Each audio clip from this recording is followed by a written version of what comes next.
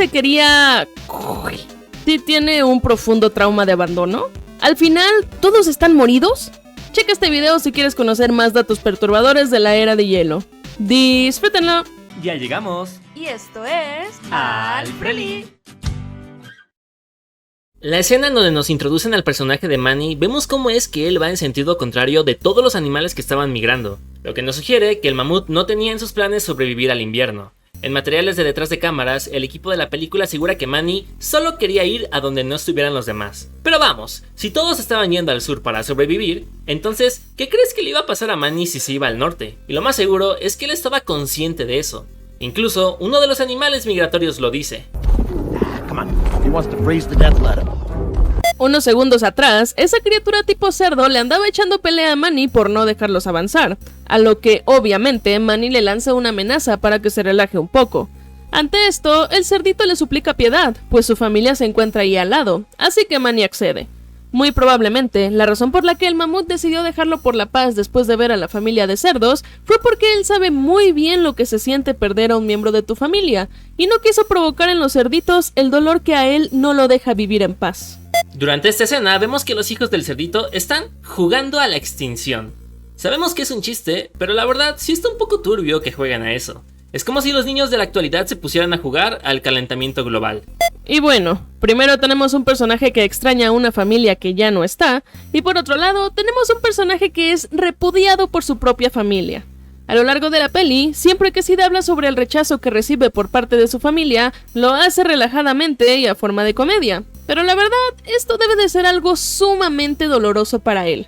¿Qué tan horrible debe de ser que cada año, sin falta, tu familia quiera deshacerse de ti, llegando incluso a dejarlo amarrado a su propia suerte? Y la cosa no se queda aquí, pues también es triste darse cuenta de que este trato desarrolló en Sid una enorme dependencia, pues cada año vuelve con su familia, aunque lo maltrate, con tal de no quedarse solo. Que Sid cuente todo eso como si fuera algo muy casual nos habla de una negación tremenda, y lo mucho que recurre a reprimir sus propias emociones para poder soportar tanto rechazo. Y luego los terapeutas todavía no existían en ese entonces. No, pobre Sid.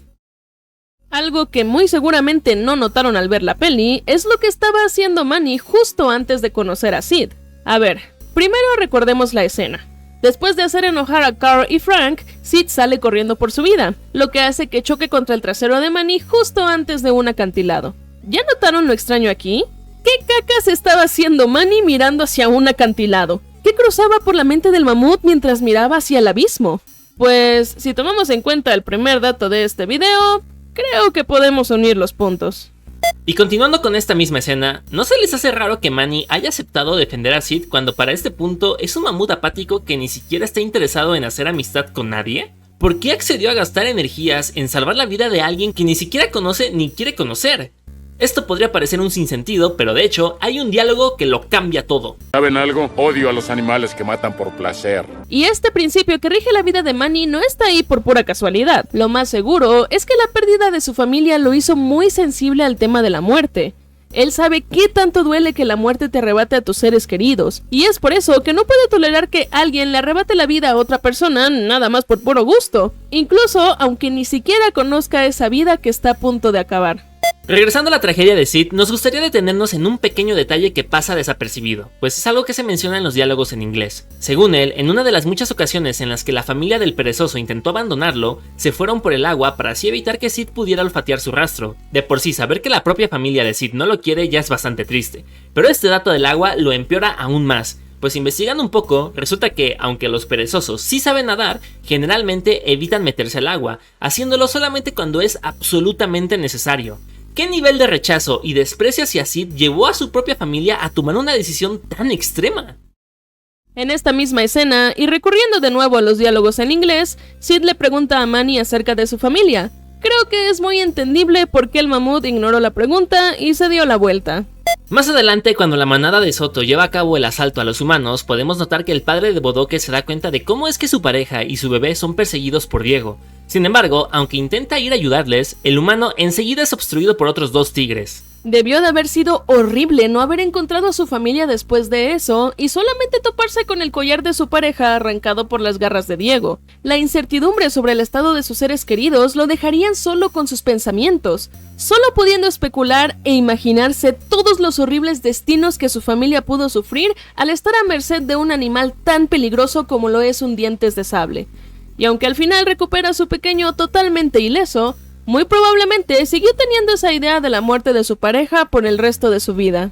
Para nosotros no es la gran cosa porque estamos sentados en la comodidad de nuestra sala mientras vemos una película de comedia infantil, pero tan solo deténganse un poquito a pensar en el pánico que debió haber sentido la mamá de Bodoque cuando estaba siendo perseguida por Diego. El miedo fue tanto que decidió aventarse a una catarata. Ni siquiera Diego se atrevió a tanto. Y eso que un tigre es más fuerte y resistente que un humano. Esto es algo que no se alcanza a percibir a lo largo de la cinta, pero sí debió de haber sido algo realmente muy duro para Manny salvar al bebé de la especie que mató a su propio bebé. Esta es una muestra muy grande de madurez de su parte, y de hecho es totalmente lo opuesto a Soto, quien busca venganza por la muerte de la mitad de su manada. Incluso, una escena atrás, oímos al mamut decir que odia a los animales que matan por placer. ¿Será que Manny, aunque le duela, entiende que los humanos mataron a su familia por necesidad y no por placer? ¿Y por eso puede devolverles al Bodoque sin guardarles rencor?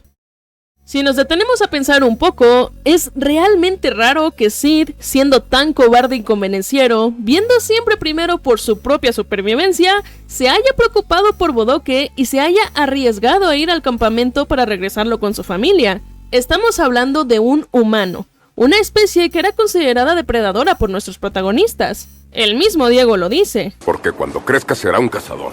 ¿Y a quién crees que cazará? Y Sid es muy consciente de ello. ¡No me coman! Esto parecería ser un sinsentido, pero hay un pequeño detalle que lo convierte en dato perturbador. Muy seguramente, la razón por la cual Sid abogó tanto por salvar a Bodoque es porque él, en carne propia, sabe lo doloroso que se siente ser abandonado por tu familia. Y por otro lado, probablemente la razón por la cual Manny no quería ir al campamento de Bodoque para regresarlo era porque tenía mucho miedo de los humanos debido al trauma de que hayan asesinado a su familia. De hecho, en la vida real, durante esa época, era muy común que los mamuts fueran cazados por los humanos. Y continuando en esa misma línea, en esta escena vemos cómo Manny se nota un tanto alterado por el repentino abrazo que le da Bodoque. Lo más seguro es que Manny se estaba acordando de su propio hijo en ese momento. Oigan, miren esto.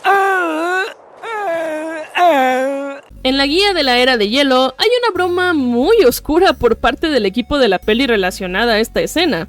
Aquí dice: ser atravesado por una estalagmita de hielo es solo un chiste para Sid, pero para Soto no va a ser muy divertido más tarde. Cuando entran a la cueva de hielo, Diego les advierte a sus compañeros que no se separen y añade que ese lugar es muy engañoso, como si ya lo conociera. Esto nos podría sugerir que probablemente Diego ha oído sobre animales que se perdieron en este lugar, o incluso hasta puede que ahí hayan desaparecido animales que él conocía. Bueno, creo que no es necesario que explique lo dolorosa que es la siguiente escena.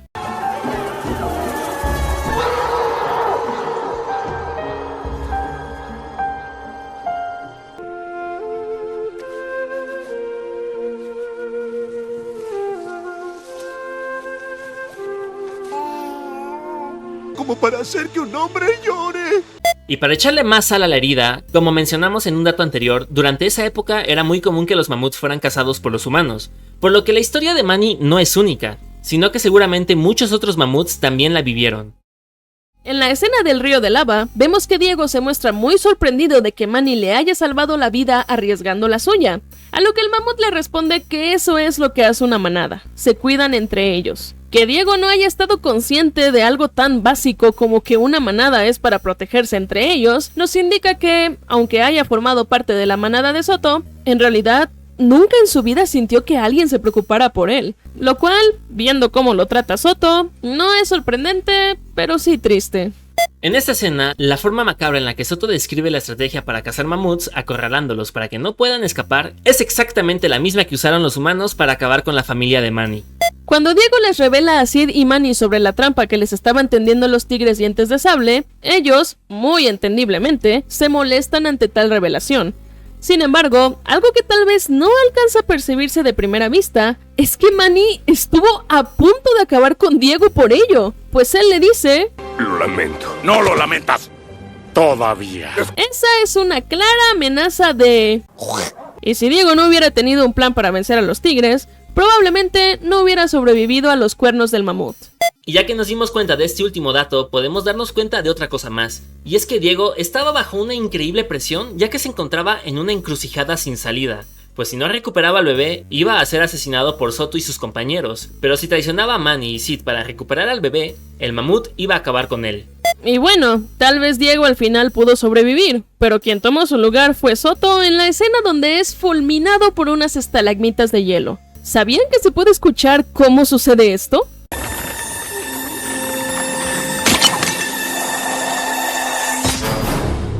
Aunque pasa rápidamente, este detalle macabro añade un nivel de crudeza a la película. Ay, pobre tiguecito. En una escena eliminada de la película vemos que Soto le dice a toda su manada que Diego es el único en el que él confía. Because Diego is the only one I trust. Debió haber sido muy repentino y doloroso haber sido traicionado por la única persona en la que confía, y que además esa traición haya llevado a su muerte. Aunque tampoco es como que Soto haya sido un santo con Diego, así que... Bueno, no se le quitará lo muerto. No pudimos confirmarlo, pero según los detrás de cámaras de la película, la escena de Diego muriendo y despidiéndose de sus nuevos amigos hizo llorar a los niños que formaban parte de la audiencia en la proyección de prueba, y por eso fue que decidieron que al final Diego se recuperara milagrosamente. ¿Se imaginan cómo hubieran sido las siguientes películas sin Diego? Aunque pareciera que al final todo se solucionó, los malos ya no nos van a hacer daño y los buenos se van a vivir felices para siempre, la verdad puede que no sea tan así. Pues que un mamut, un perezoso y un tigre dientes de sable se hayan unido como una manada tiene algunas implicaciones complicadas si lo pensamos con detenimiento. Primero, ahora que Diego se encariñó con un humano y es amigo de un mamut y un perezoso, criaturas que forman parte de su alimentación, probablemente ahora le cueste más trabajo cazar para comer, porque ya no ve a las demás especies como comida, sino como amigos. Los peces son amigos, no comida. Y eso lo condena a sufrir matando, pues de lo contrario, quien se moriría sería él.